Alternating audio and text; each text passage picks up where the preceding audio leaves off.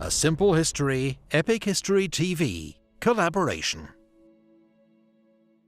In the late 1400s, a great new age of European exploration began, led by Portuguese, Spanish and Italian sailors.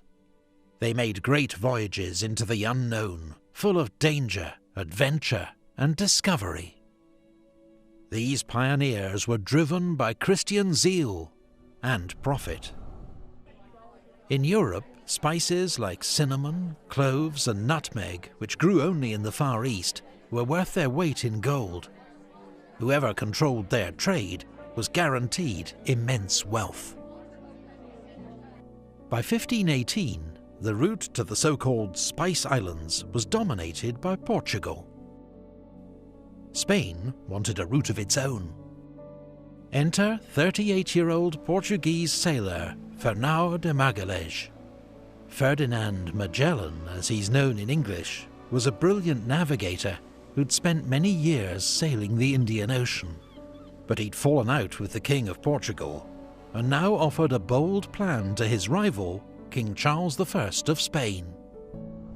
Magellan believed it was possible to sail around the New World and reach the Spice Islands from the east, since, contrary to popular myth, it had been widely accepted for centuries that the Earth was round. King Charles accepted Magellan's proposal and helped him assemble an expedition with 270 crew and 5 ships known as carracks. The fleet set sail on the 20th of September 1519 and crossed a stormy Atlantic to reach the future site of Rio de Janeiro in modern Brazil.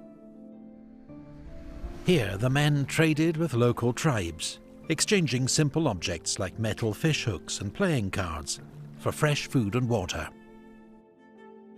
Magellan continued south until winter storms forced him to camp at Puerto San Julian. There, Magellan faced a mutiny led by Spanish officers convinced he was leading them to their doom. Magellan acted swiftly and ruthlessly. He sent loyal men to kill one of the ringleaders, while another was captured and executed. 2 others were marooned, left behind when the fleet sailed south again in August. As Magellan searched for a passage west, one ship, the Santiago, was wrecked, though the crew were saved. Another ship, the San Antonio, deserted and sailed home. But Magellan did discover a 350-mile strait, which now bears his name, through to the far ocean, a sea that seemed so calm, he named it Mar Pacifico, the Peaceful Sea, or Pacific Ocean. But the Pacific Ocean was far bigger than they'd estimated. Their supplies ran out.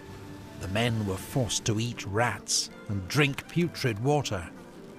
19 died of scurvy.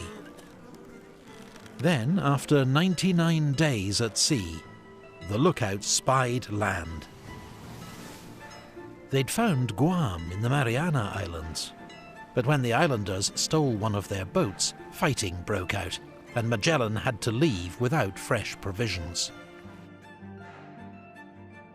A week later, Magellan and his men became the first Europeans to reach the Philippines, where they were able to feast on bananas and coconuts.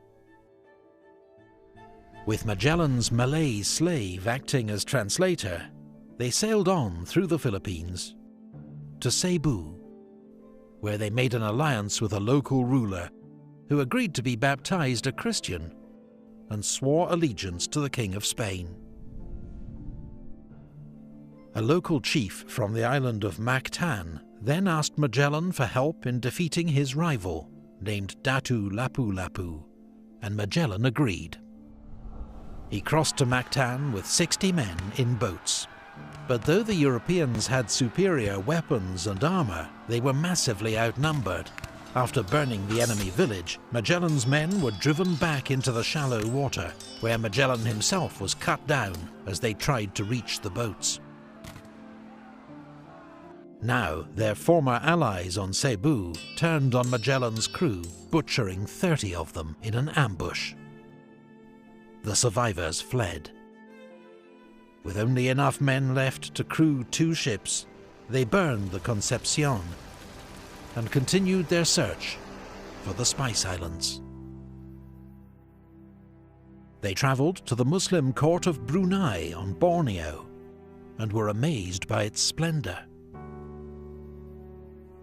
Finally, with the help of local guides, and more than 2 years after sailing from Spain, they reached their destination, the Spice or Maluku Islands, today part of Indonesia.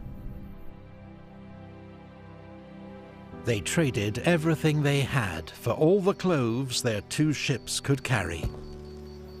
But as they prepared for the long voyage home, the Trinidad sprang a leak and had to stay behind for repairs. Its crew later tried to return to Spain across the Pacific, but most of the men became sick or died. The survivors had to return to the Maluku Islands, where they and the Trinidad were captured by the Portuguese. The Victoria, the last and smallest ship of Magellan's fleet, sailed west for home, captained by Juan Sebastián Elcano. Crossing the Indian Ocean, it took 9 weeks of battling headwinds before they could round the Cape of Good Hope. The men began to starve once more. 21 died before they found fresh provisions at Cape Verde. On the 8th of September 1522, almost exactly 3 years after their departure, the famished, exhausted crew of the Victoria cast anchor at Seville, Spain. Just 18 of the original crew of 270 had made it home. But what they and Magellan's expedition had achieved was astonishing. The first voyage of circumnavigation around the world. Mankind at last had final conclusive proof that their planet was a sphere, and a greater idea than ever before of its vast size. It was an incredible feat, not repeated for 58 years, when an Englishman named Francis Drake made his own remarkable voyage around the Earth. This video was made with our friends at Epic History TV. Watch the other half of this exploration double bill with the story of Francis Drake here. And if you don't already, why not subscribe to both channels? And click the bell to get notified of every new video.